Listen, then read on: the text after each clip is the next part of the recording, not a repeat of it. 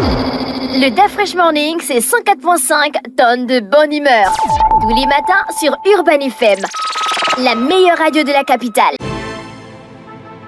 Vous êtes sur les 104.5 Urban FM, la station urbaine, et vous écoutez le DAF Fresh Morning. Après le sport, on passe à la politique dans notre émission comme tous les vendredis, les lundis et les mercredis. Aujourd'hui, on est avec Mosley. Mosley, bonjour. Bonjour DAF Fresh, bonjour tout le monde, j'espère que vous allez bien.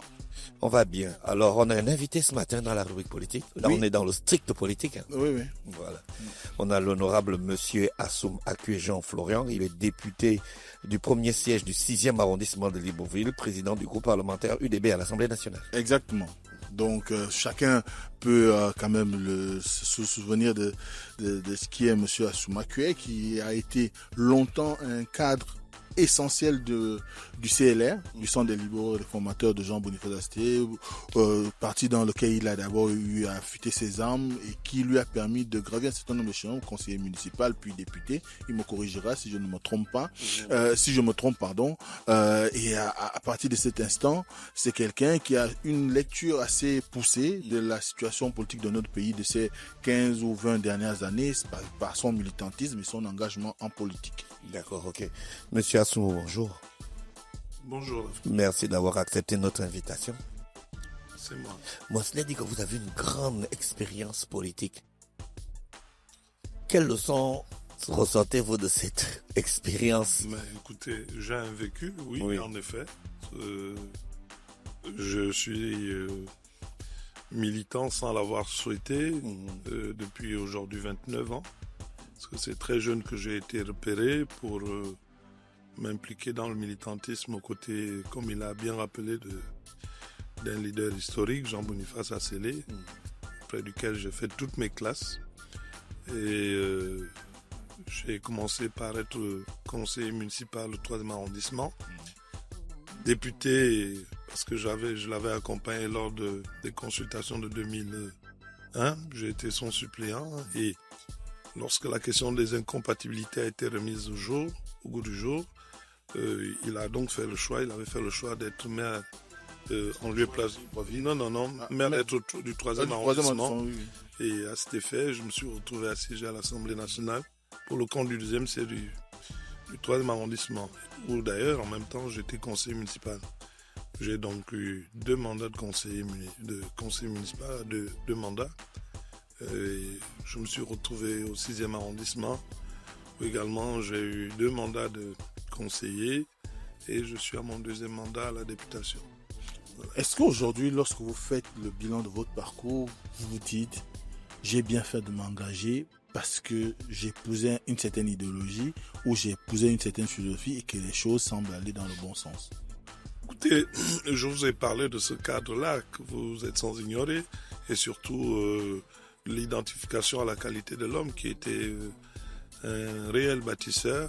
Nous autres issus des quartiers sous-intégrés, avec tout ce qu'il y a autour comme difficulté en termes d'équipement collectif, nous avons toujours trouvé en lui quelqu'un d'une identité de qualité bien remplie pour pouvoir accompagner par un certain nombre d'actions, l'amélioration des conditions de vie.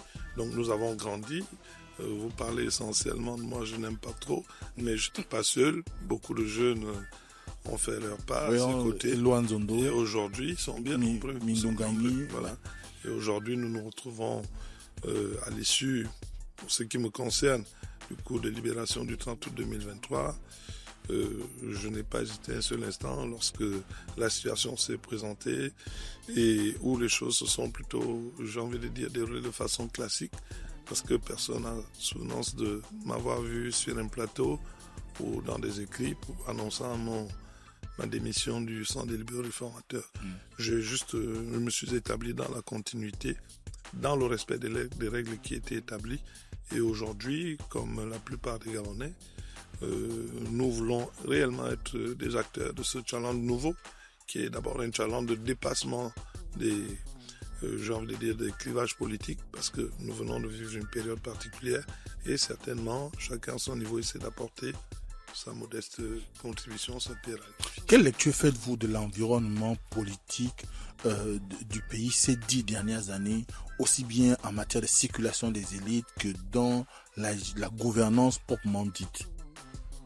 Mais je pense que l'adhésion à ce qui a été fait le 30 août 2023 est simplement le témoignage que je n'aurai pas à reculer de cette année en arrière sur les 10 ans que vous venez d'énoncer pour dire que nous y avons cru et nous continuons à croire en cette ouverture qui est faite pour que tout le monde puisse se reconnaître, que bien au-delà des origines ethniques, bien au-delà des clivages politiques, comme je l'avais déjà annoncé, c'est une situation nouvelle, c'est un modèle spécifique, un modèle gabonais qui doit nous interpeller tous, chacun à son niveau, pour que nous puissions apporter nos contributions modestes, nos contributions diverses pour un Gabon que nous souhaiterions tous dignes d'envie pour demain. Donc il n'y a pas une analyse propre à faire. Il y a simplement à constater qu'il y a une nouvelle république, la 5e qui se met en place. Il y a simplement à constater que nous venons de vivre une transition au sein de laquelle nous avons pu nous rendre compte que le Gabon pouvait être géré autrement. Je ne parle pas simplement de la question des infrastructures, mais que l'on pouvait, dans cette transition, avoir la liberté d'expression, que l'on pouvait avoir la liberté de circuler et éventuellement que l'on pouvait avoir la liberté de positionnement. Et aujourd'hui, pendant que nous vivons, nous sommes à l'aune, n'est-ce pas, de l'après-retour à l'ordre constitutionnel, il va de soi qu'une fois ces institutions établies, que nous puissions penser à l'essentiel sur, j'ai envie de dire, les leviers qui devraient permettre aux Gabonais d'espérer de meilleures conditions de vie. C'est-à-dire la transition se poursuit, mais elle doit se poursuivre au niveau du travail et sur le plan économique. Avant d'arriver à la transition, vous êtes quand même de la génération de la forte transhumance politique au Gabon. Peut-être pas vous, mais beaucoup d'hommes politiques. Oui, mais c'était le cadre établi, le cadre de gouvernance, le cadre de gestion politique qui pourrait justifier ces situations. C'est-à-dire que pour exister sur le plan social, pour avoir une promotion, pour paraître, pour être, il avait une méthode qui était appliquée, c'est celle de mettre en place des artifices où, essentiellement, si vous n'apparteniez pas à un précaré, même lorsque vous étiez dans une orientation d'une contradiction constructive, vous étiez considéré comme un opposant et non un contradicteur, non un apporteur de solutions. Et ce qui a fait en sorte que beaucoup ne pourront pas tenir, parce que ce n'était pas une situation propre aux jeunes. Et on a vu des anciens, comme on les appelle, éventuellement retourner leur veste pour rien du tout. Et tout ceci n'a pas favorisé, n'est-ce pas, un développement harmonieux. D'abord, une instauration d'un réel tissu démocratique dans notre pays.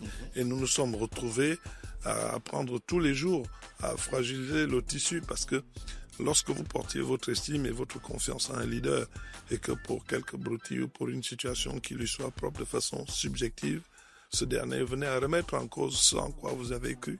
Et bien évidemment, je ne pense pas que dès cet instant, les militants ou même les collaborateurs pourraient se sentir en sécurité ou avoir la réelle définition de ce qu'on peut appeler la conviction et la défense des idéaux qu'ils avaient préalablement acquis. Votre parti est majoritaire au Parlement, à l'Assemblée, au Sénat. Mais il se trouve qu'à la lecture aujourd'hui, 3 mois après le choix des populations de votre parti pour les représenter au sein du Parlement, on a comme l'impression que les députés, sénateurs, UDB ne sont pas enclins à pouvoir intervenir, du moins ne prennent pas la parole pour un certain nombre de faits qui s'imposent à la société. On parle par exemple des crises sociales qui sont plus ou moins engagées à travers le pays, mais jusque-là, à peine si on arrive à avoir des gens comme Paco Ngoma et qui sont tout de suite rappelés à l'ordre par une interdiction d'activité, est-ce que l'UDB est un parti réellement démocratique ou simplement c'est une gestion, on va dire, verticale où évidemment tout doit venir d'en haut? Non, je ne crois pas. Si nous avons adhéré à ce régime qui est un régime qui pour nous incarne la rupture avec ce qui s'est fait, peut-être pas une rupture radicale, mais elle est incrémentale parce qu'il s'agit là également des questions de gouvernance et ensuite adhérer à la création du parti du président fondateur Brice Clotaire Oligui Nguema. Je ne suis pas convaincu un seul instant que nous l'ayons fait pour reconfigurer, n'est-ce pas, les chemins d'hier, parce que nous savions exactement ce qui se passait. Vous venez de m'interroger sur cela. Mais il faut situer les choses dans leur contexte. L'UDB a été créé à l'issue de l'élection présidentielle et tout de suite, il y avait, j'ai envie de dire, la contrainte de l'implication et de l'organisation du parti pour prendre part aux élections, où l'Assemblée, la constituante, s'est tenue le 5 avril et les élections avaient déjà lieu à la fin du mois de septembre. Puis, les deux chambres du Parlement ont été mises en place récemment et depuis la fin du mois, une semaine avant la fin de l'année 2025, le Parlement est en vacances, en intercession parlementaire. Donc, à partir de cet instant, vous comprenez aisément que vous faites une lecture où vous avez l'impression, j'ai envie de dire, de l'inaction du parti. Et de plus, il faut se le rappeler, et vous le savez aussi bien que moi, à l'issue d'une constituante, ce qui se met en évidence, c'est la préparation d'un congrès ordinaire qui vient lui réguler un peu les choses parce que il n'y a aucune honte à le dire, c'est l'adhésion au projet, c'est l'adhésion à l'homme, Brice Clotaire Oligui Nguema, qui a suscité cet engouement. Maintenant que nous avons été aux élections, qui sont là un organe, l'unité de mesure d'évaluation des politiques, il est évident que nous avons eu un autre chemin avec des ressources humaines qui se sont mises en relief et que nous nous organisons. Je n'ai peut-être pas qualité requise ici pour le dire, mais il faut comprendre dans l'ordre logique des choses. L'UDB va s'organiser pour tenir son programme et convenir. Vous ne pensez pas que le silence des membres de l'UDB puisse créer une rupture entre les élus et les électeurs? Mais je crois que je suis à Urban FM, une radio bien indiquée. Je suis ici président du groupe parlementaire du UDB et je ne sais pas si c'est fait acte de silence. Non, je le disais pour rigoler. Non, simplement ce que je suis en train de vous dire, c'est que nous nous organisons et que lorsque cela est nécessaire, nous trouvons un couloir, nous trouvons une passerelle pour pouvoir... Honorable Assoumaye Koué, depuis un mois, les enseignants sont en grève. On n'a pas entendu l'UDB. C'est le PDG, votre allié, qui a pris la parole. C'est Alain Coulibaly, Ensemble pour le Gabon. C'est un certain nombre de partis qui s'inscrivent dans la logique de l'opposition qui prennent la parole.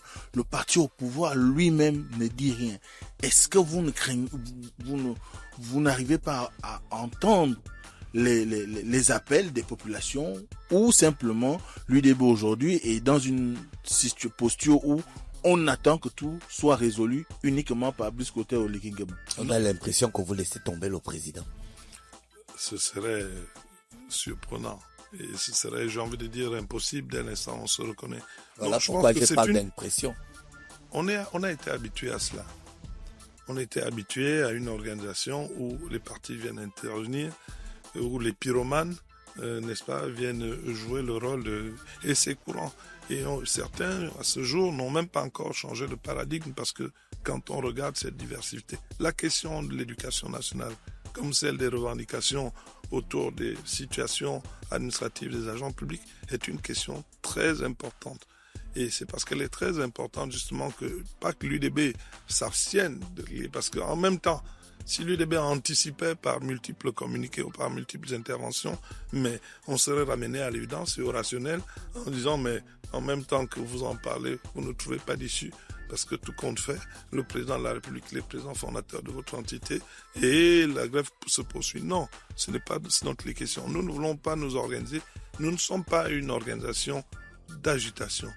Nous réfléchissons, nous pensons et nous laissons surtout la latitude pendant que cela est possible au gouvernement de faire son travail, un travail d'analyse, un travail autour du dialogue n'est pas un travail qui suscite de l'agitation tant que l'on n'a pas quelques lueurs ou quelques indicateurs.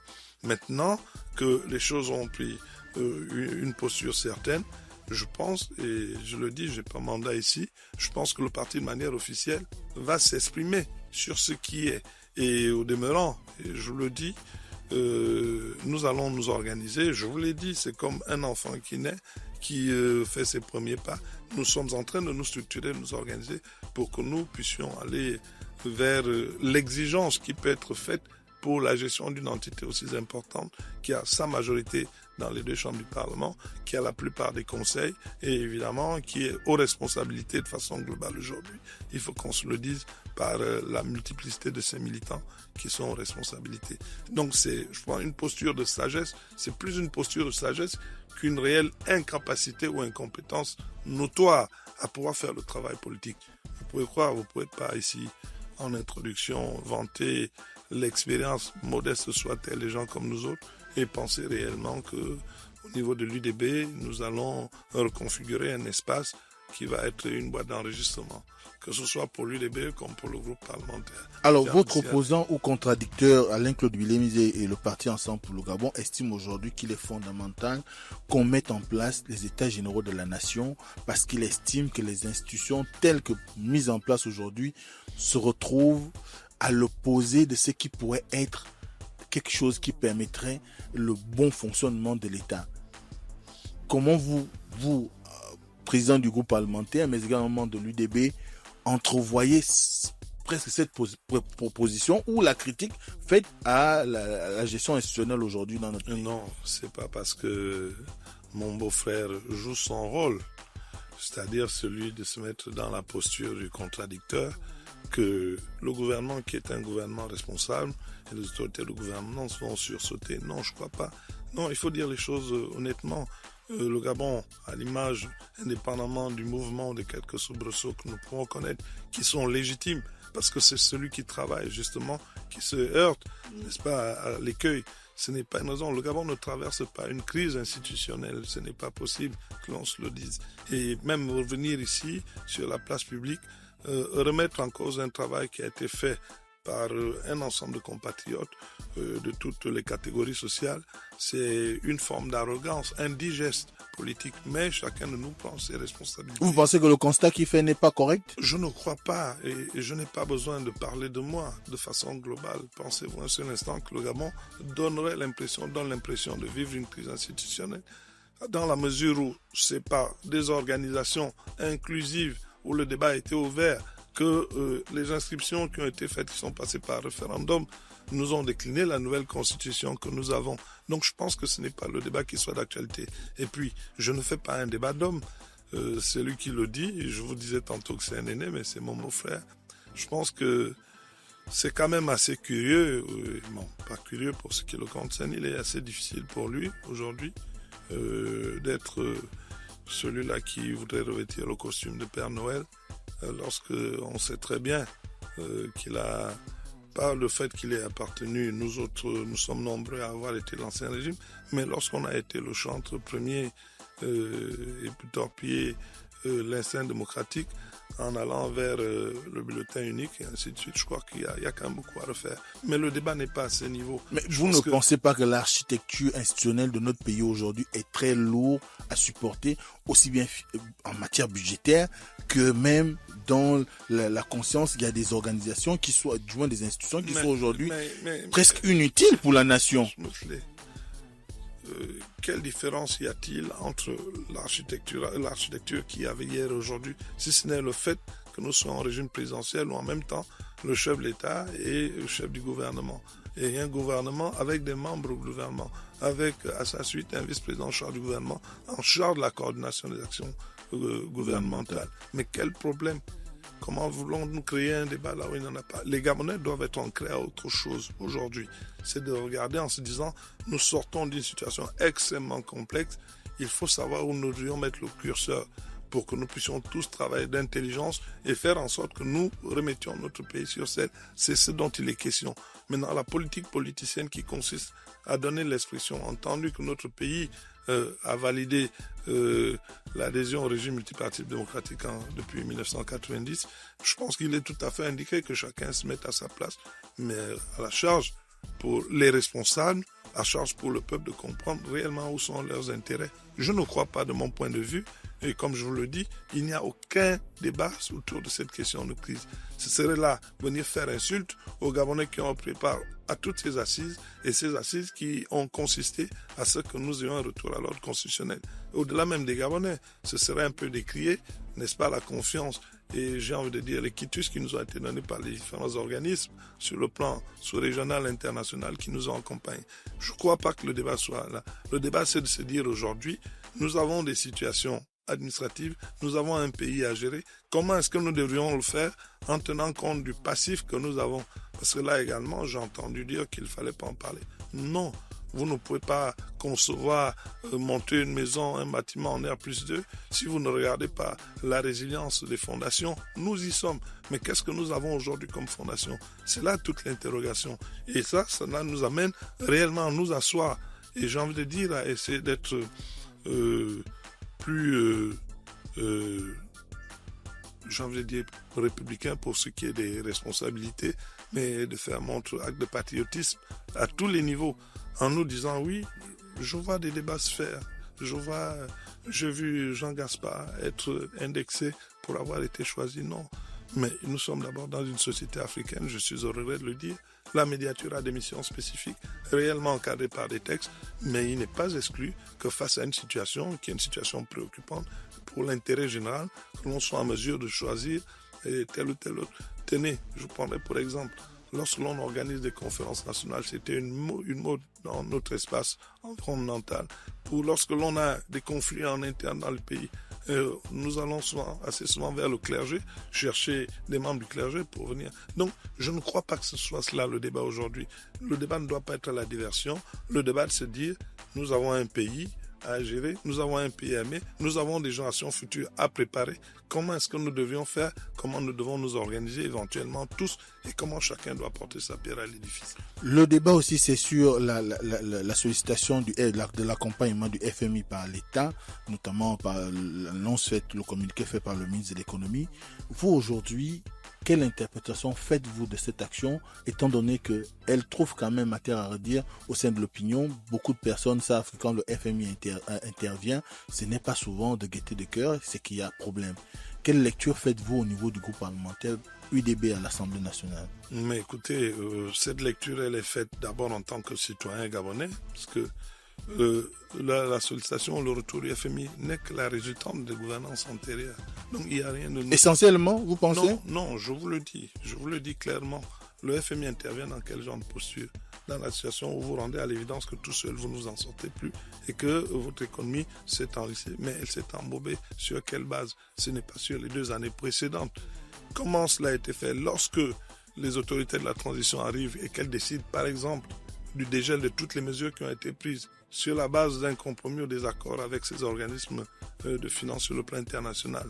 Mais ce n'est pas l'actuelle gouvernance. Mais comme je le dis, il est question de façon responsable de revisiter toutes les situations aujourd'hui, de prendre conscience de ce qui se fait.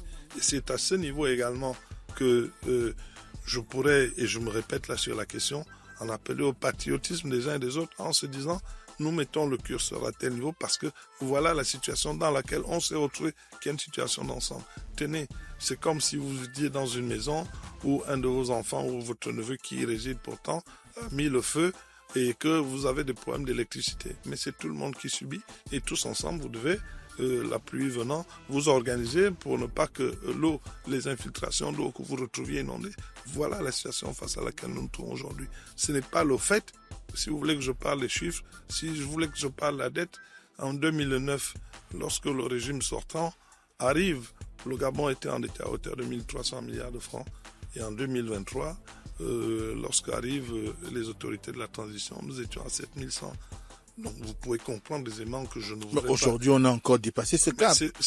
La dette est un peu plus, c'est un peu plus aggravé. Mais justement, au point de dépasser lorsque vous n'avez plus ni de réserve, vous n'avez plus ni de revenus pour pouvoir trouver des moyens de subsistance, comment faites-vous? Parce qu'il faut continuer à exister, parce qu'il faut continuer à avoir des enfants à l'école, parce qu'il faut continuer à payer des fonctionnaires. Comment est-ce que vous faites? Et il faut rendre, j'ai envie de dire, viable l'espace des structures et des équipements collectifs. Comment est-ce que vous faites? Je pense d'ailleurs que les Gabonais majoritairement ont adhéré à ce chemin, à cette pratique. Et c'est la raison pour laquelle, d'ailleurs, en tenant compte des réalisations de ce qui a été fait, de la volonté manifeste politique qui a été dégagée par les autorités de la transition, c'est la raison pour laquelle, à 94,85%, le 12 avril, les Gabonais ont accordé leur confiance parce qu'ils y ont cru.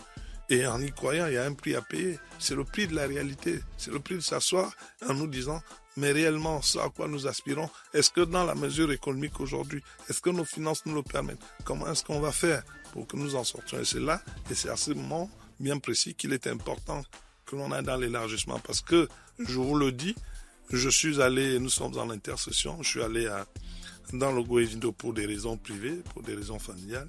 Et je vous avoue que je m'arrêtais souvent au vent. Et particulièrement à Nyan, à 20 km, chez Andonville, chez mon petit frère Mike Bakouya. Mais j'ai eu le privilège de me rendre sur Makoko, près de 12 années après.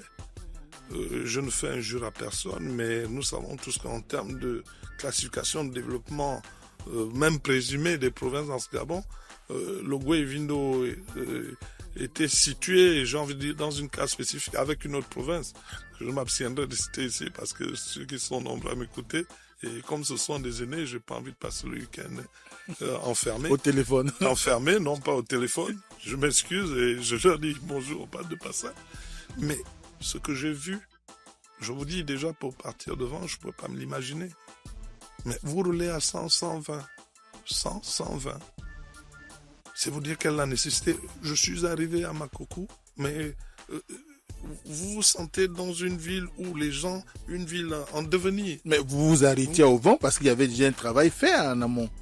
Oui. Pour que vous puissiez arriver correctement au vent. On ne remet rien en cause. On n'est pas dans la refondation de l'État. Mais ce que je voudrais vous laisser entendre, c'est qu'au-delà de cette situation, il y a des choses qui se font.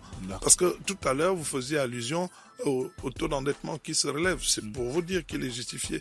La nuance, il n'a jamais été dit que rien n'a été fait.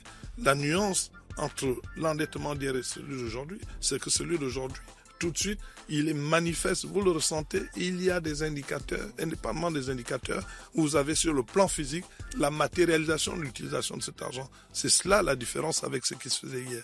Vous voyez-vous? Donc, vous arrivez à Makoko aujourd'hui et j'ai eu le privilège d'être présent et de pouvoir suivre des échanges entre le chef de l'État et les populations sur les perspectives de développement, notamment avec les Australiens qui viennent pour des questions de fer. Mais ça a été de façon pragmatique, de façon pratique qu'il a tenu son discours, en indiquant clairement, je n'ai pas envie de dire qu'il a obligé un peu, mais en indiquant clairement ce qui avait été dit en présence de ces opérateurs qui ont confirmé. Voilà ce qui interpelle les Gabonais aujourd'hui. C'est comment faire ensemble pour trouver des solutions pour que peut-être pas notre génération, mais que les générations futures puissent arriver dans un espace vie qui serait un espace plus serein et plus sain. Comment faire pour trouver des solutions ensemble? Les Gabonais sont toujours en attente de l'eau, de l'électricité et du bien-être, notamment comment combattre l'inflation. Aujourd'hui, quel est le point de vue de l'UDB sur ces sujets qui sont des sujets épineux? Vous avez des gens qui passent des journées entières sans électricité, plus personne ne fait de provisions, on vit désormais au jour le jour parce que dès que la coupure intervient, il faut attendre une journée ou 4 heures ou 5 heures, voire 2 jours après pour pouvoir bénéficier de l'électricité, que ça soit à Libreville ou dans l'arrière-pays.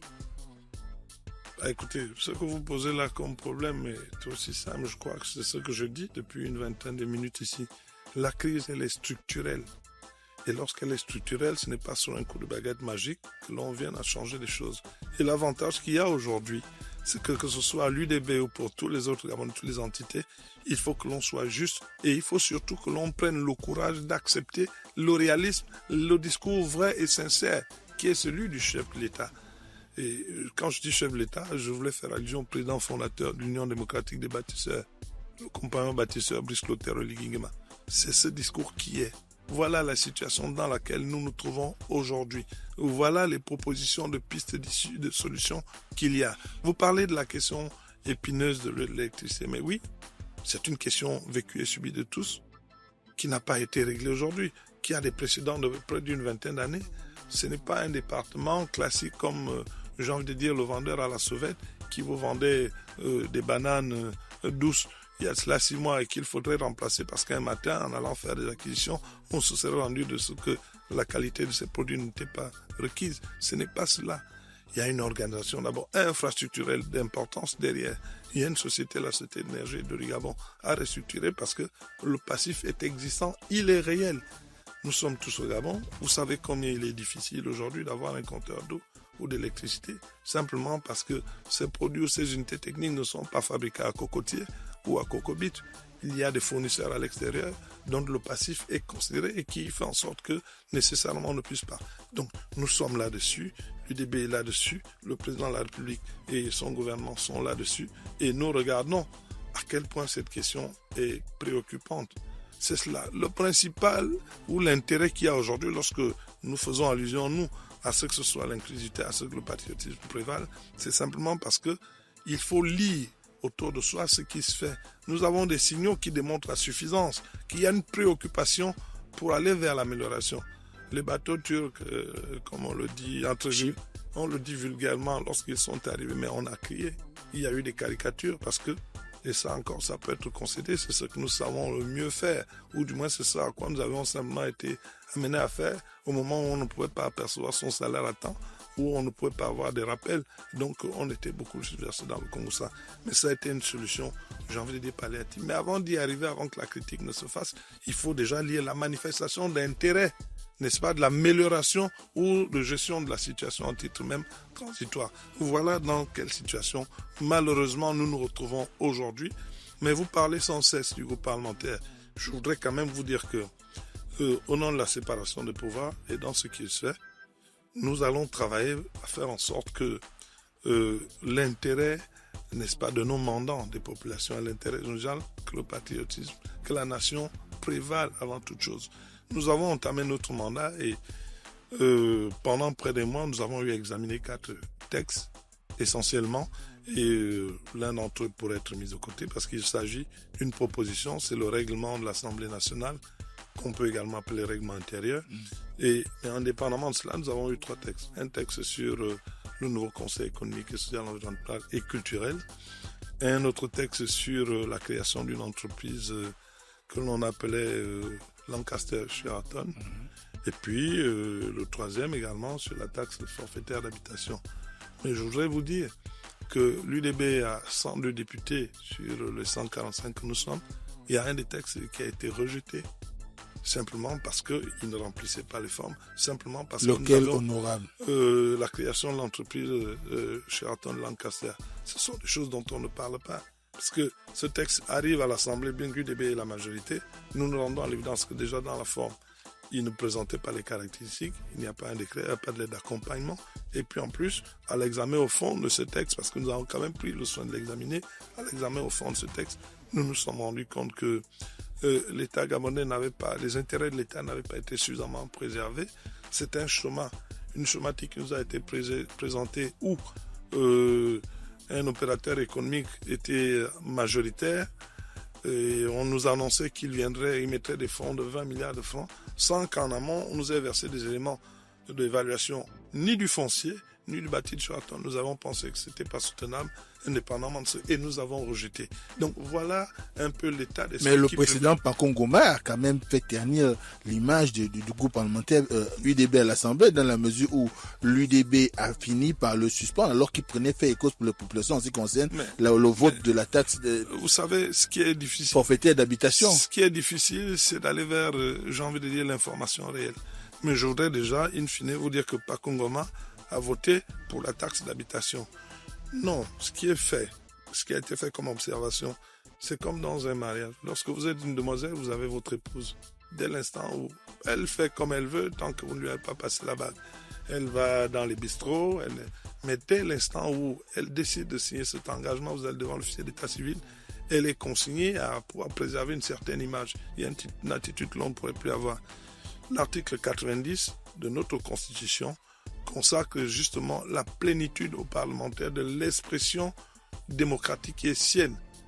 Son mandat ne saurait être impératif, ni d'un parti politique, ni de son épouse, ou d'un bailleur de fonds, d'une quelconque personnalité. Mais par contre, dès l'instant où vous avez décidé d'adhérer à une organisation, à un parti politique, qui est une association politique, vous êtes astreint, n'est-ce pas, au respect du règlement intérieur, au respect des statuts. Nous sommes totalement d'accord. C'est pour là que je faisais, à titre comparatif, allusion au mariage. Ce qui a été décrié ou dénoncé, qui n'a pas été décrié ou dénoncé pour Paco, c'est le fait de s'être répandu, j'ai envie de dire, sur la place publique, avant que le texte ne soit parvenu à l'Assemblée nationale, avant que nous soyons retrouvés au niveau du groupe parlementaire où nous avons fait ce débat, où éventuellement ces arguments ne pourront pas prévaloir, il a qualité, il a le libre arbitre dès cet instant de pouvoir le faire. Mais le texte arrive, il émane du gouvernement. Nous sommes la majorité du gouvernement à l'Assemblée nationale, nous sommes le parti, n'est-ce pas? Nous sommes le groupe parlementaire UDB. Le texte ne nous est pas encore parvenu. Par des bruits de couloir, on prend connaissance. Ce qui, malheureusement que nous parlions de lui, c'est mon frère, mais c'est valable pour tous les membres du groupe parlementaire UDB, que ce soit à l'Assemblée nationale ou au Sénat. Nous avons des cadres indiqués, nous avons des cadres réglementaires et formels pour pouvoir faire des échanges, quitte à ce que lors de ces débats, vous ne soyez pas convaincus et que vous preniez posture en tant que député. Oui, là également, soit vous ne votez pas le texte en commission générale et vous admettez des réserves si vous n'êtes pas membre de la commission pour intervenir en plénière. Telle est la procédure. Mais vous ne pouvez pas vous répandre sur la place publique à vouloir apporter un déni parce que, in fine, si maintenant il advenait que le groupe parlementaire se saisit de la question et qu'en majorité nous retenions une posture et que vous n'avez pas défendu vos intérêts à l'intérieur et que en amont vous êtes déjà un peu décrédibilisé, cela fait désordre et personne n'est prêt à accepter ce désordre. Mais je le rappelle, Fiacre Pakongoma a voté la taxe forfaitaire d'habitation. Merci. C'est plutôt la démarche qui était décriée. Merci, M. honorable. Assoum. Avec nous ce matin sur les 104.5, je rappelle qu'on recevait M. Assoum Akue et Julien Florent dans le cadre de la rubrique Urban Mosley de l'actualité politique. Le DAF Fresh Morning, c'est 104.5 tonnes de bonne humeur. Tous les matins sur Urban FM, la meilleure radio de la capitale.